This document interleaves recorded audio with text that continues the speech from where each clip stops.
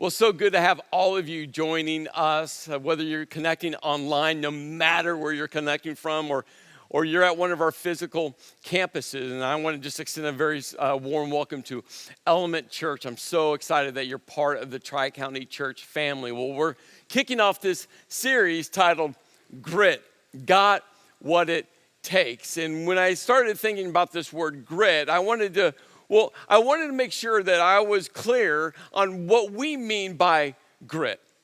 And so this is kind of the working framework when we say the word grit, what we mean. You see, grit is a positive trait. And that's important because maybe you've heard grit and it's kind of been leaned kind of sarcastically or maybe in a negative light. But we mean that grit is a very positive trait based on two important components. One of those components is perseverance. And we understand perseverance, especially for 2020. We understand, right? How do we keep going when we want to quit? How do we push through when, the force against us is so strong? How do we block out those other voices? What are the voices inside our head or, other people's voices that don't want us to succeed? How do we persevere? But the second component, passion. Passion is that fire within you. And I tell you, passion, when you understand that, there is something you want to accomplish, there's somewhere you want to go, and nothing's going to stop you, that passion is going to help you persevere. And so throughout this series, I'm going to ask you 6 important questions. 6 questions that you're going to have to wrestle with. 6 questions that you're going to have to give a yes or no answer to. And here's the thing about yes or no answers. Sometimes those feel like such simple answers, but in all reality, they're pretty difficult. Now, there's kind of 2 different layers to, this entire series. If you're kind of at the beginning of your spiritual journey and maybe you're not sure about God, or maybe you believe in God, but you're just not sure how, that relationship between you and God is. Maybe you've started to read the Bible and you're just not sure about all the Bible or parts of the Bible and you got questions. Here's what I want you to know. You're going to experience such a cool insight into God and how God walks with people. People like you, imperfect, messy, doubt-ridden people. But there's another layer that I would, just so you know, these 6 questions are just great leadership questions. So even if you don't believe in God and don't even believe in the Bible, I just want you to know these are just 6 great life questions that are going to help you. Now, if you do believe in God, if you are a Jesus follower, these 6 questions not only will guide your faith, these 6 questions will take you on a journey, a God-sized journey, because God wants to do something so great in you and through you. You see, do you have a dream that's been welling up within you? Has God been nudging you to take a step or maybe take a leap? Do you find yourself a little restless in life or a whole lot of restless in life right now? And you just know that God is up to something. This series, Grit, is just for you. Well, to get us started into part 1 of this series, I wanted to have a little bit of fun, especially as we get our blood flowing, the juices flowing around these yes or no questions. So here's 3 easy yes or no questions. The other 6 that will guide the series, those are going to be a lot more difficult. But these, I think you all will at least have fun trying to answer. Well, here's the first question. Do you sing extremely loud while in the car? I mean, whether someone's in the car with you or not with you, that's up to you. Probably most of you are like me. Yeah, definitely no one else in the car. But when you're in the car, do you sing extremely loud? I love these moments where when I'm driving, a song comes up, and especially if it's the late 80s, early 90s, hair metal ballad. Yeah. This guy, I can hit every high note possible. I'm not saying it's good, but I go for it. Do you like to sing in the car? My wife and I, Kim, we had just started dating. I think maybe it was the second or third date at the most. And we're driving from the college we were attending to dinner. And along the way, a song came on the radio, and the song was from the band Pearl Jam. And we both were kind of talking, and then the chorus starts to hit. And you know those moments where the song's in the background, you're in conversation, and all of a sudden you start singing the chorus. Well, this is what happened with Kim and I. And remember, second or third date at the most. And all of a sudden, we're singing the chorus, and I realize, Kim is singing the words, "Can't find the buttermilk." And I will never forget this moment because I was trying to be on my best behavior I was trying to be on my best behavior. But when she started to sing "Can't Find the Buttermilk," I got this smile on my face. I got this smirk, and I just couldn't help myself. And I looked at her, and I said, "Are you singing 'Can't Find the Buttermilk'?" And she was like, "Well, yeah, I'm singing 'Can't Find the Buttermilk.'" I'm like, first of all, I don't even know what that means. But more than that, do you realize what the chorus of the song actually is? And I said, the chorus is, "Can't find a better man." Well, I laughed, she laughed, and to this day, that is one of those jokes within us because she still makes up words to extremely famous songs, and she sings her own verses and choruses. Do you like to sing loud in the car? Second question. Can cats actually jump 6 times their length? Now, I'm not going to make fun of cats, I promise you. But can they? Now, before you say yes or no, let me give a little context that might help you say yes or no to the question. So, the world record holder of the long jump is a guy named Mike Powell. In 1991, Mike Powell set the world record for the long jump. Now, this is important because he's the best of the best, 1991, and no one has broken that record since. So I did a little research, and I found out that Mike Powell is 6 foot 2 inches tall, which is 74 inches. And a cat, can jump 6 times its length. So I put in the factor of 6, going, okay, how far would that be? Again, I'm just providing some context to help you answer the question. How far would that be? Well, that would be 36 feet. Now, what was Mike Powell's world record long jump? He jumped 29 feet and a quarter inch. I did the math on my driver's license. It says that I'm 5'10". You all can laugh at that because if you've ever stood next to me, you know there's no way I'm 5'10". But based off of 5'10", what my driver's license says, I can jump 35 feet. And there's zero chance I can do that. So you think about that. Can a cat jump 6 times its length? And the answer to the question is yes, they can. See, cat lovers? That's pretty impressive.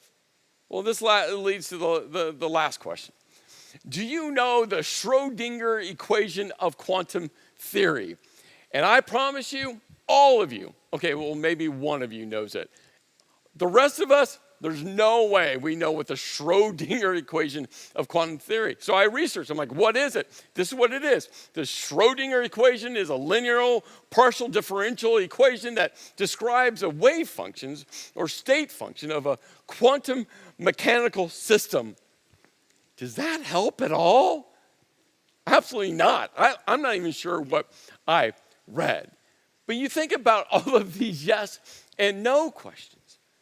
Every day we're inundated with yes and no questions. If you have kids, countless yes and no questions all day long. If you work and your boss is asking you yes or no questions, or maybe you are the boss and you're asking your employees yes or no questions. Like we find ourselves just in life answering these yes or no questions all the time. But when it comes to the big dream within us, when it comes to that one seismic decision that we know we need to make, when we realize we're going to have to risk greatly to accomplish something great, these yes and no questions, well, they start to feel so significantly different, don't they? Is there something welling up within you right now that you want to say yes to, but you're afraid you're going to say no? I've had seasons of life where I wanted to say yes. And I know I shouldn't say no. And so what I do, well, maybe it's the same thing you do. Because we become experts of not saying yes, but coming up with different ways to actually say no. We say things like, maybe, I'll think about it. Let me see, not sure. I'll get back to you. You see, researchers call this kind of fear of risking big, taking a step out, saying yes to our dreams. They've equated it to something called the lizard brain. I know it sounds weird. It gets attached to, the brain development of a lizard. And, the lizard's brain, isn't as formed as us human beings. But we both have a similar component. It's that part of our brain that is the fight or flight response. It's that part of our brain where fear wells up, the what if questions start to seize control of our life. Seth Godin, he's a New York Times bestseller.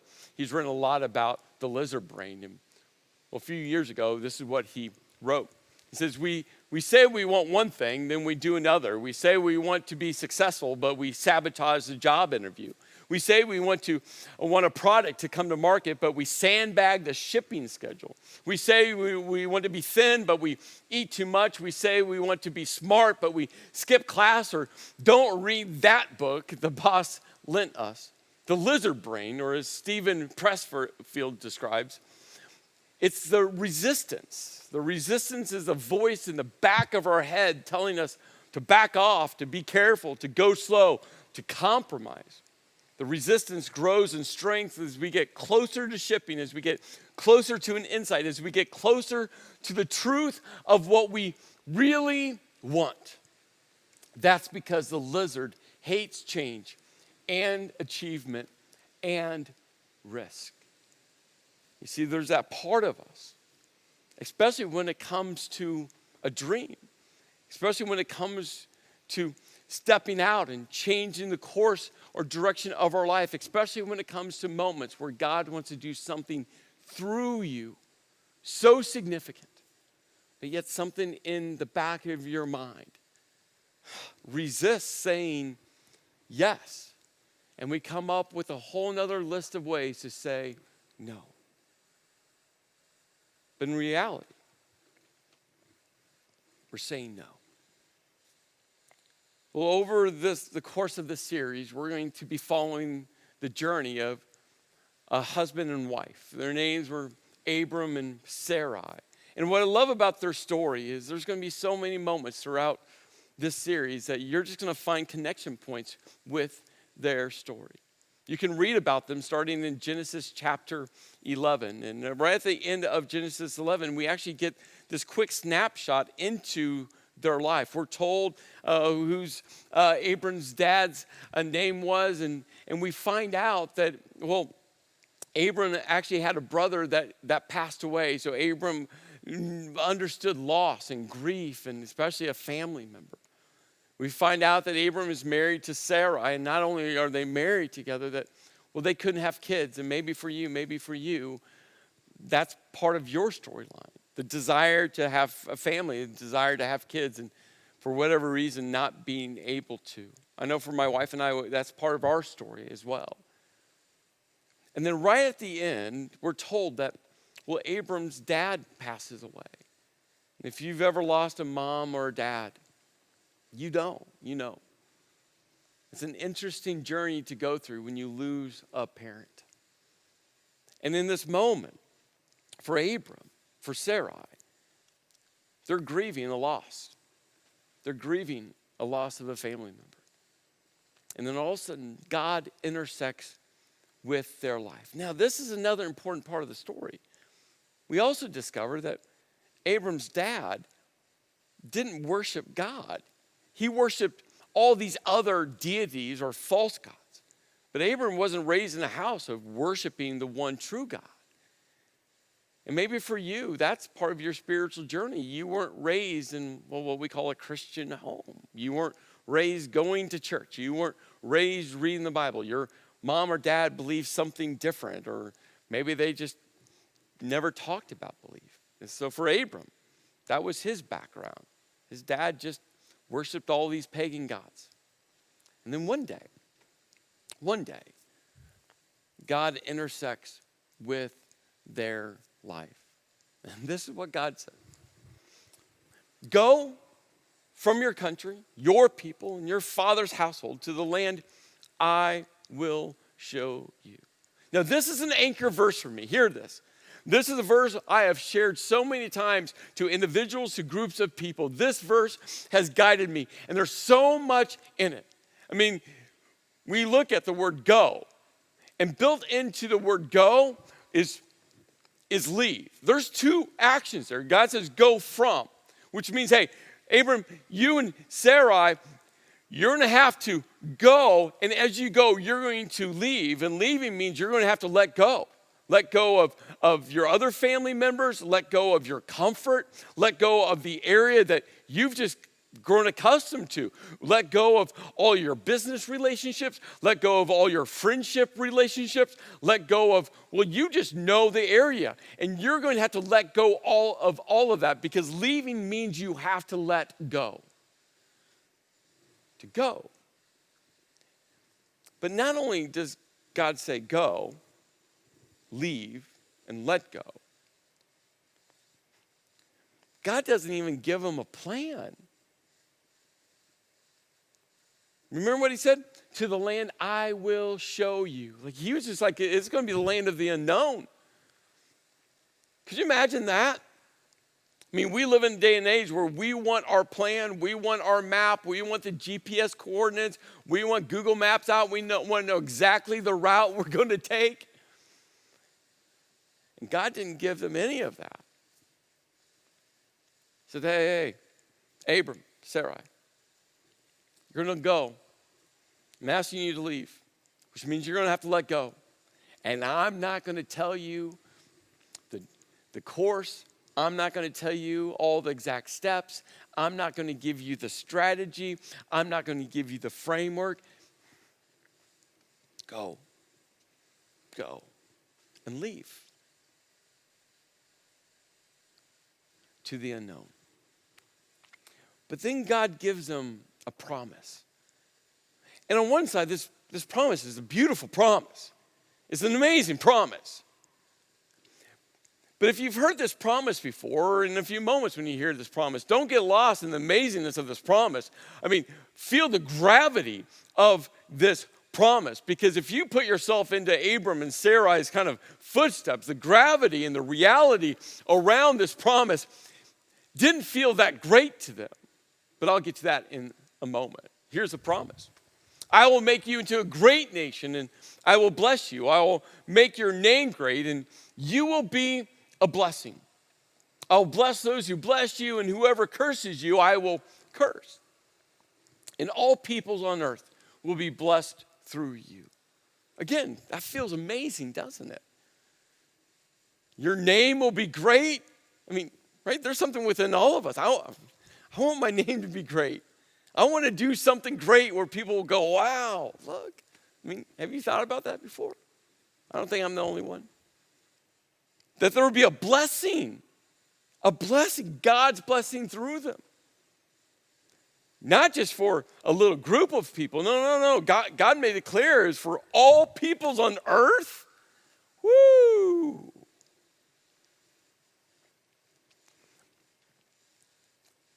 But for Abram and Sarai, for their name, their family name to be great, that family name had to continue on. And that's why the quick insight in Genesis chapter 11, right before we get to this amazing moment in Genesis chapter 12, is so important. Because the author of Genesis lets us in on an important piece of information that Abram and Sarai were childless. They couldn't have kids. So how can your name be great? How can your family lineage be a blessing to all people when as soon as you die, your family name dies. See, on one side, that blessing, that promise from God feels amazing. But for Abram and Sarai, they had to be scratching their heads going, but God, we don't even have one child. How can this happen? And then God continues. And Abram, he goes. He goes to the unknown, leaving where he was comfortable, letting go of what was comfortable to him. And he goes with a promise that I don't really think him or his wife really understood, really grasped, and really thought could come to fruition. But they went, as the Lord had told them, and Lot went with him. And then the author just drops this in. Oh, by the way, Abraham was 75 years old when he set out from Haran. 75. He's an old man, which means his wife wasn't really young either. They were later in their age. And then God appeared to Abram and said, to your offspring, I will give you this land. So Abram built an altar there to the Lord who had appeared to him. God wanted to make sure Abram and Sarai both knew, hey, your offspring will have this land. Now, we're going to get to the first question because the first question is an important question. But before we get to this question, remember I stated that throughout the series there's going to be 6 questions. And questions 2 through 6, these 5 questions actually is going to help you answer the first question. So today I'm going to ask you, don't answer this question. Just don't. We'll get to it by the time we get to question 6. But don't answer that question yet, because we're going to need questions 2 through 6 to get to this question. And questions 2 through 6 is going to help you answer this question. The question, it's a simple question. You ready for it? Will you say yes? Will you say yes? Will you say yes? To go, to leave, to let go, to journey into the unknown. See, I think about these 3 parts of this first part of Abram and Sarai's story. You think about their age. Abram's 75 years old. 75! And he's picking up, he's uprooting his family, his business, right? And he's just going. 75. You think about the foreign land that he was going to enter into. The fear, the uncertainty. Could they find a place to live? Could they find some land that would actually grow crops? Could they get food? Could they barter with the foreign people in there? Would they get attacked? Would they be protected? How would they survive? And then you think about a real, raw part of the story. That God's promising them offspring, but they couldn't have kids up to that point. And not only could they not have kids up to this point, again, Abram's 75. See, think about these 3 components. And I just want you to kind of shift these and apply them to you. And maybe age isn't the issue for you. Maybe it is, but maybe it's not. But maybe for you, you just feel unqualified. I mean, for Abram, he had to feel unqualified. He's 75, and God's giving him this incredible promise. And he's like, I'm old. I'm getting to the latter years of my life. And maybe that's a real part of your story. And here's the thing. You're never too old for God. Never too old for God.